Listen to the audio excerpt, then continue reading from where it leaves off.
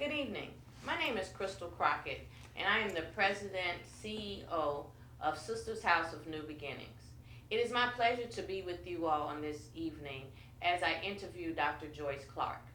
Sistah's House of New Beginnings is a transitional home for young women 18 to 24.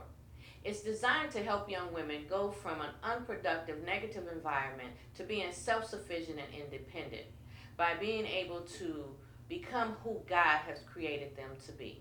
So I'm really excited to get going with my interview because we have someone here this evening that is just a pillar in our community. She has been giving to our young people for well over 50 years. So I won't steal the show. I'll let her tell you all about herself. Hello, my name is Dr. Joyce Clark, and on March the 8th, I will be 93 years old. And for as long as I can remember, when I was with young people, when we were like 10, 11, and 12, we used to play school. And I was always the teacher. And interestingly enough, when they said, Joyce, your time for teacher is over, and I said, let's play another game. And so I really believe that education, as it was said, is your passport to the future. For tomorrow belongs to those who prepare for it today. And I, from a very young girl in grammar school, for the most part, I never had anything but black teachers at Willard School.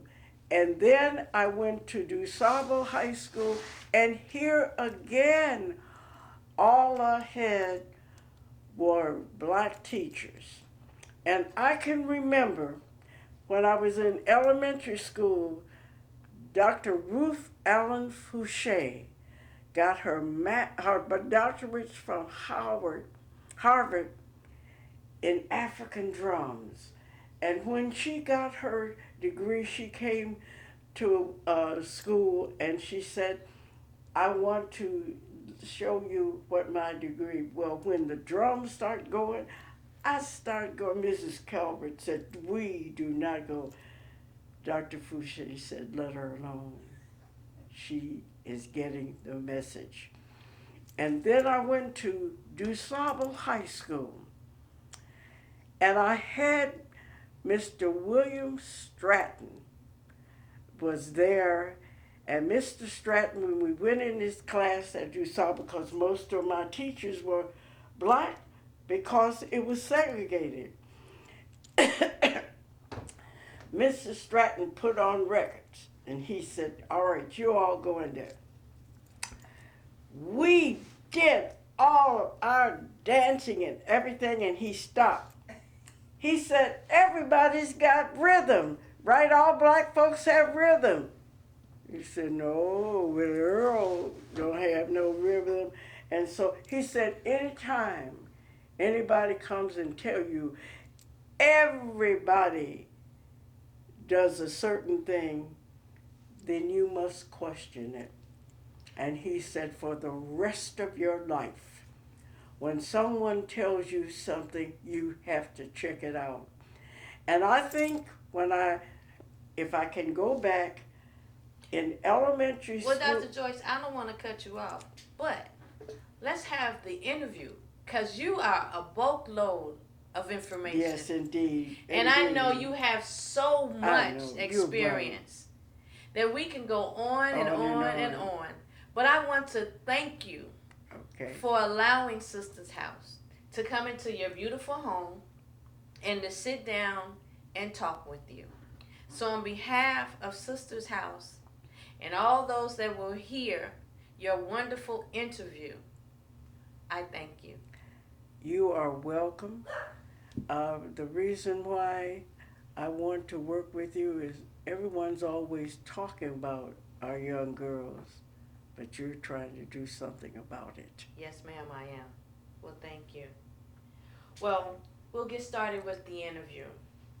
The first question I have for you, Dr. Joyce, is Pat and I are connected with you because of your work as a mentor with our mother in the late 40s and early 50s.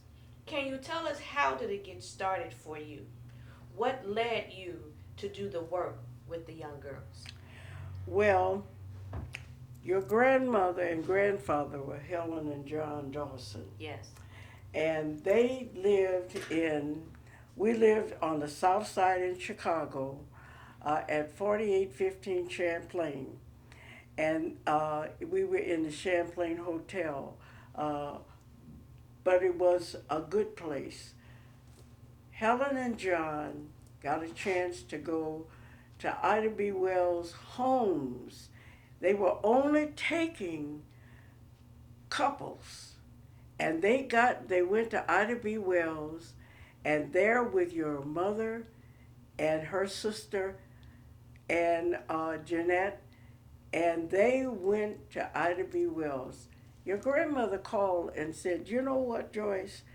She said, uh, "Barbara and Jeanette, uh, they really need some help because they're in high school, and we really want them to come out being good students, and we really want them to be educated.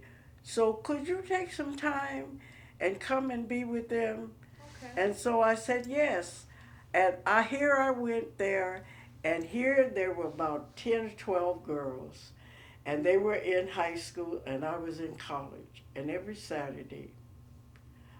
other Saturday, I would get on the bus, go to Ida B. Wells' homes, and there the girls would be.